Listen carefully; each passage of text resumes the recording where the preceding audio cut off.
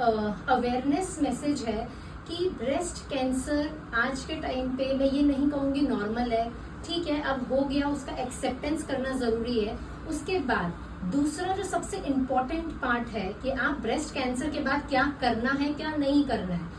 सो physiotherapy breast cancer के बाद बहुत ज्यादा इम्पोर्टेंट है, क्योंकि आप जब भी ब्रेस्ट कैंसर के बाद क्या होता है, आपका जो लिम्फ नोड है, एक्सिला लिम्फ नोड है, वो ये जो आर्म पिट के पास होता है, ये सारा रिमूव हो जाता है।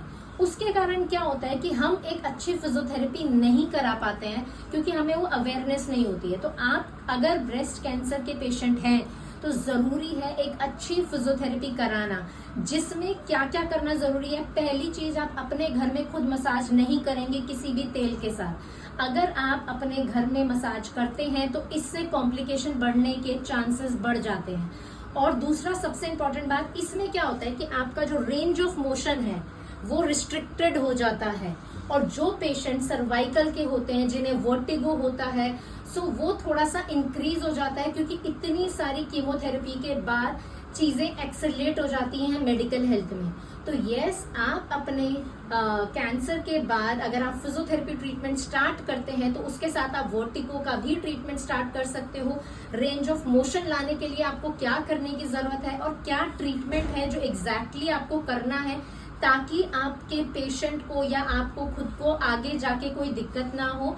और आपका जो हाथ है वो पूरा स्वेल्ड अप हो जाता है, आप डिफरेंस देखेंगे तो कई पेशेंट हैं जिनका बहुत ज्यादा हो जाता है, कई हैं जिनका कम होता है। बट फिजियोथेरेपी आफ्टर कैंसर की ब्रेस्ट कैंसर रिमूव के बाद बहुत ज्यादा इंपॉर्टेंट है। आप थ्रू आउट पहले कम से कम 6 से 8 हफ्ते रेगुलर कराएंगे, उसके बाद हफ्ते में 2 या 3 बार कराना जरूरी है।